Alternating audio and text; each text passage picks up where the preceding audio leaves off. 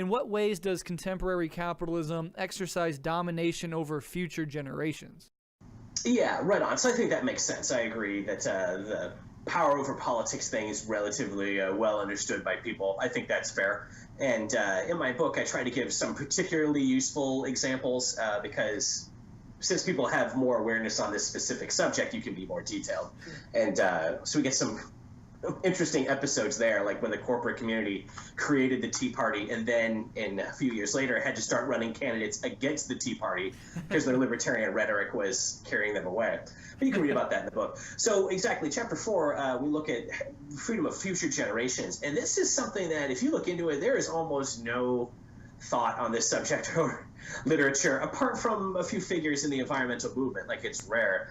So what we're looking at here is, we think about our environmental problems today, like we're polluting rivers or we're warming the climate gradually. Well, this has enormous implications for the freedom of future generations. And you can look at it, again, using both of those freedom concepts. So you can make a very strong case that a human who's born in the world should have the freedom to enjoy the basic natural processes of the world. It doesn't mean you should get to live in the nicest, most comfortable place or see every location maybe, but it means you have a basic birthright to a world that you can live on and try to seek your fortune on. Even a lot of capitalists would agree with that, at least on that most emotional level.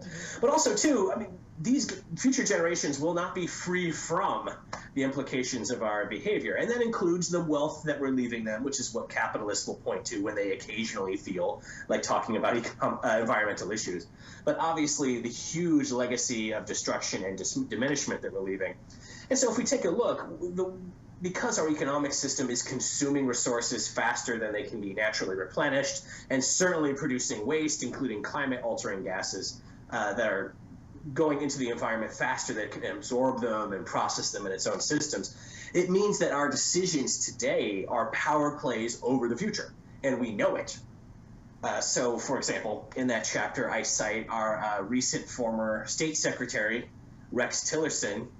That guy, now people view him with sympathy because he's one of numerous people that our clown president has used as a chew toy for a period before growing bold. So that's interesting that that's his new last chapter.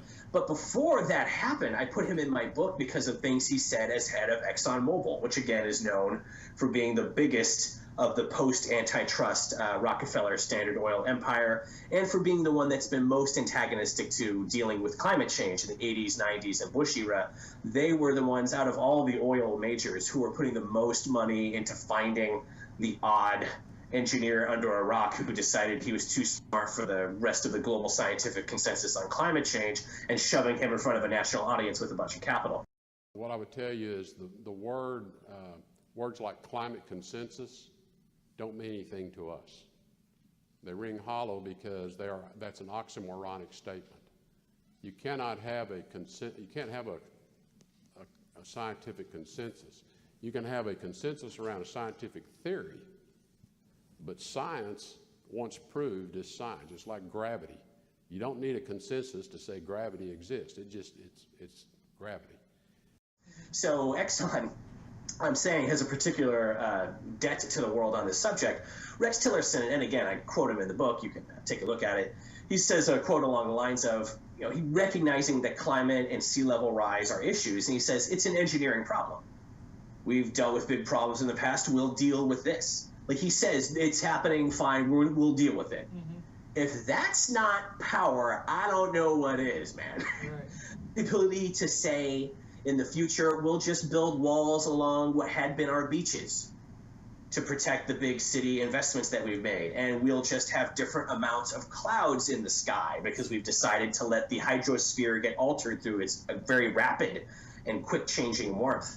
Like the ability to lay down that sentence on all the future generations, that is one of the great darkest moments of power when those guys make investment decisions that then lead to those huge future ramifications. So yeah, in the book, I just take in that chapter as a way to give us just some way to focus this. I use the year 2100 as an example, the end of this century, because if you read the scientific literature on the subject, and here is where I use my biology undergrad degree, I guess, If you read the modern scientific research, there's a strong tendency to look at, use the turn of the century just as a natural milestone.